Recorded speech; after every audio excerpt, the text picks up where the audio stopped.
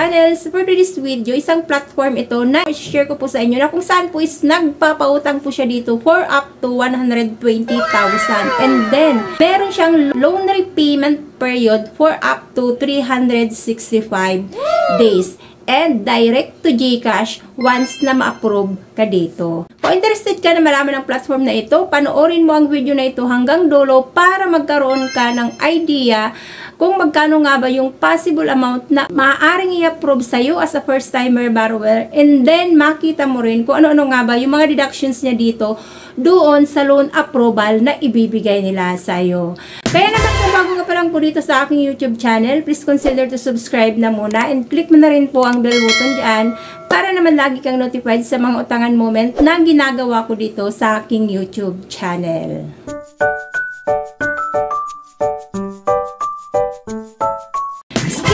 So, hindi ko po ito pinopromote or hindi rin po ako dito ahente ng platform na babanggitin ko sa video na ito. So, it's up to you na po or decision nyo na po yan kung susubukan nyo rin po ditong utangan or hindi. So, ang tinutukoy ko na platform na ito ay si Pera Lending. So, under po siya ni Yung Peso PH Lending Corporation. So, as of now nga po, nag-rate na po siya ng 3.5 star dito and then meron na rin po siyang 2,000 reviews. So, ito nga po si Pera Lending is simple and easy steps, apply loan. Registered under Securities and Exchange Commission with registration number CS2018149908 and then with certificate of authority naman number 2718. So, product information niya dito, nagre-range starting from 2,000 up to 120,000. So, loan term niya, 91 days minimum period. And then, maximum term niya is up to 365 days nga po. Daily interest rate niya is 0.05%. Transaction fee and service fee is 0. Requirements nga lang po niya dito is 1 government valid ID and with active cellphone number.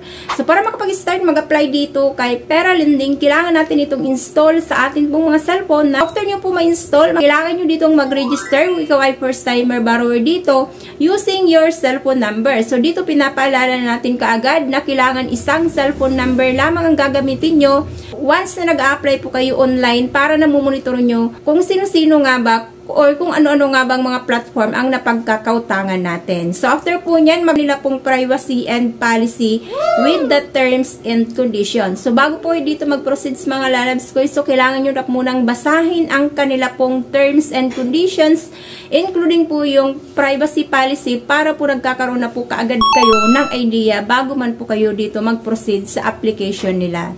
Makikita nyo na po kaagad ang kanila pong homepage. So, welcome to Pera Lending. No hassle, apply 24/7 and fast disbursement. So, dito meron nga daw po sila, nag-offer nga daw po sila ng instant personal loan. So, ayan, up to 50,000 and up to 365 days. So, example niya dito, loan amount is 10,000 and then loan period is 90 days. Interest is 0 and service fee charge is 1,000 and period amount 10,000, approximately 20%. So, reminder, the calculated repayment above is only for reference. So, ayan. So, click lamang po natin itong Get Cash Now para makapag-start na tayo dito ng filling of application. Hihingian ka na kaagad dito ng basic information. So, pagpapakilala ng iyong pong pangalan, including po yung address niyo po dito, and then yung educational background. So, second po, dyan hingian po kayo ng work information. Social status, industry, company name, monthly income, or working years, and company telephone number. So, kailangan nyo po yan ito na ma-fill upan or para hindi po kayo dito ma-recheck and makapapag-proceed po kayo doon sa next step. Third po dito, hihingian na po kayo kaagad ng emergency contact. So, dito, 3 contact person po ang hinihingi ni Pera Lending. So, dito mga lalabs ko, so yung mga kamag-anak o yung mga kasamahan natin sa bahay na lamang po ang gawin po nating contact person para po na monitor natin yung mga possible caller or texter na tatawag doon sa binigay nating contact person. Dito hingin po nila yung pangalan ng contact person, including po yung mobile number and then yung relationship nyo po doon sa binigay nyong contact person. And po hinga na po kayo kagad ng any government valid ID. So, kailangan nyo po mag-upload ng isang valid ID na meron kayo. So, allowed naman nila dito is TIN number, passport, UMID ID, SSS ID, PRC ID, driver's license, Pag-ibig ID, and GSIS ID, voters ID, PSN, or postal ID. So, mamimili lamang po kayo dito ng isa and then i-upload nyo po yan. Ihingaan din po kayo dito ng selfie holding your ID. So, dito mga lalabs ko, importante po talaga, readable po siya, nababasa kung ano po yung mga information na nandoon po sa ID, and then kailangan po na hindi siya blurred or malabo. So, siguraduhin lamang po natin na malinaw yung pagkaka-upload po natin ng card ng ating valid ID para hindi po tayo dito ma-reject. Kailangan mong mag-provide ng payment method. So, dito meron silang bank transfer and then e-wallet.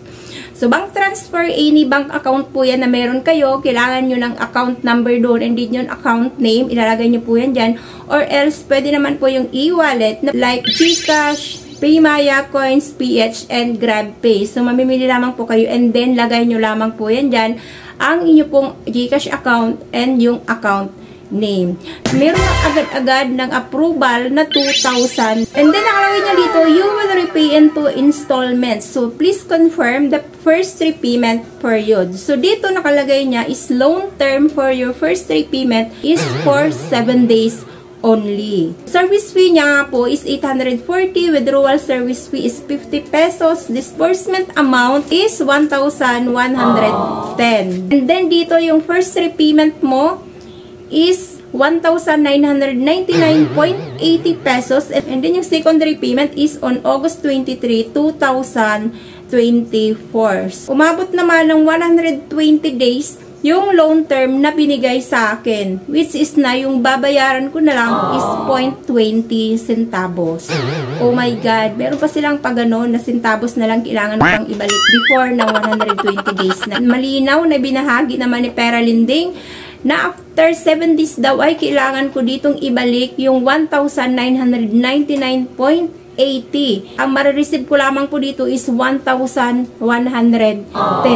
So, ibig sabihin, umabot po ng 890 yung total deductions na binawas nila doon sa loan approval ko na 2,000. Napakalaki naman ng binawas nila doon sa loan approval ko na 2,000. So, almost kalahati. And then dito, within 7 days, kailangan mo na rin ibalik yung 1,999.80. So, ayan, pag-isipan nyo na lang po muna kung kayo po ay magkukumit sa ganito pong offer ni Pera Linding, dahil dito, ipinaliwanag naman din nila yung detalye ng pagpapaloan niya dito. So, it's up to you na po, or decision nyo na po yan. Kung susubukan nyo pa rin po bang utangan dito si Pera Linding, dahil naunawaan nyo, nagkaroon kayo ng idea bago po kayo dito mag-commit ng pangungutang kay Pera Linding, para naman at the end of the day ay wala kayong pagsisihan na nangutang kayo dito. Kaya nga po nagkakaroon tayo ng review bago man po kayo mangutang, para naman nagkakaroon muna kayo ng advance information at nagkakaroon kayo ng napag-iisipan nyo na muna